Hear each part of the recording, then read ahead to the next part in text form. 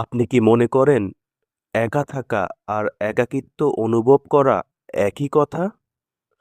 আপনার চারপাশে অসংখ্য মানুষ আছে, তবুও মন বলছে কেউই আপনার কষ্ট বুঝতে পারে না।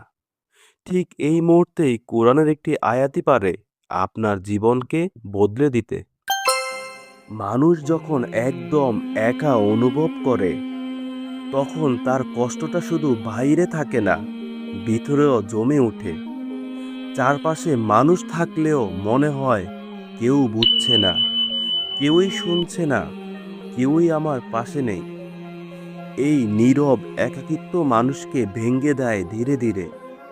কিন্তু ঠিক এই জায়গাতেই কোরআন এমন এক সান্ত্বনা দেয় যা কোনো মানুষের কথায় পাওয়া যায় না।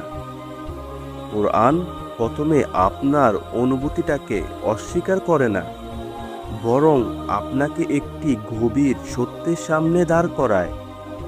আপনি একা অনুভব করতেই পারেন, কিন্তু আপনি কখনোই একা নন। আল্লাহ নিজেই বলেন, আমি তো মানুষের গলার ধমনীর চেয়েও নিকটবর্তী। এই আয়াতটি কেবল একটি তথ্য নয়, এটি একটি আশ্রয়। আপনি যখন কারো কাছে নিজের ভিতরের কথা খুলে বলতে পারেন না, তখনও এমন একজন আছেন যিনি আপনার না বলা কথাগুলোও জানেন। আপনি যে কষ্টটা প্রকাশ করতে পারছেন না, সেটাও তার কাছে স্পষ্ট।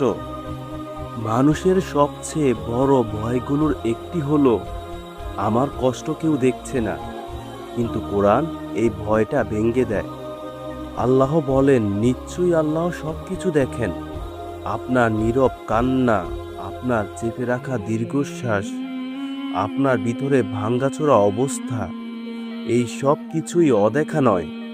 আপনি হয়তো মানুষের চোখে অদৃশ্য, কিন্তু আল্লাহর কাছে আপনি কখনোই অদৃশ্য নন। কোরআন আপনাকে আশা দেয়, কিন্তু ফাঁকা আশা নয়, বাস্তবতার ভিতরেই আশা। আল্লাহ বলেন, নিশ্চয়ই কষ্টের সাথে রয়েছে স্বস্তি। এখানে গভীর একটি বিষয়ে বলা আছে, বলা হয়নি কষ্টের পর স্বস্তি আসবে, বরং বলা হয়েছে কষ্টের সাথেই রয়েছে স্বস্তি।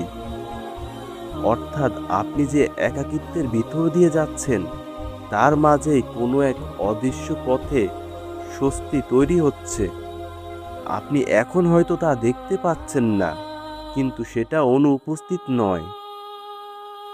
মানুষ আপনাকে ছেড়ে চলে যেতে পারে, বন্ধু, প্রিয়জন, এমনকি যাদের আপনি সবচেয়ে কাছের ভাবতেন, তারাও দূরে সরে যেতে পারে।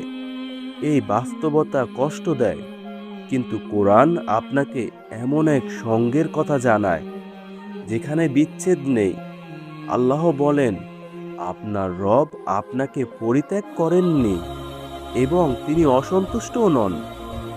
এই আয়াতটি যখন নাজিল হয়েছিল, এমন এক সময়ে যখন হযরত মুহাম্মদ সাল্লাল্লাহু আলাইহি সাল্লাম নিজেও নীরবতা ও বিচ্ছিন্নতার এক কঠিন অনুভূতির মধ্য দিয়ে যাচ্ছিলেন। এর মানে হলো একাকিত্ব অনুভব করা দুর্বলতা নয়, এটি মানুষের স্বাভাবিক অভিজ্ঞতা। কিন্তু সেই অবস্থায়ও আল্লাহ তার বান্দাকে ছেড়ে দেন না। আরেকটি গুরুত্বপূর্ণ সান্ত্বনা হলো, আপনার দোয়া কখনোই হারিয়ে যায় না। আপনি অনেক সময় এমন অবস্থায় থাকেন যখন আপনার ভিতরের কষ্টকে শব্দে প্রকাশ করতে পারেন না। তখন মনে হয় দোয়া করাও সম্ভব না। কিন্তু কোরআন বলে, আপনারা আমাকে ডাকুন, আমি সাড়া দেব।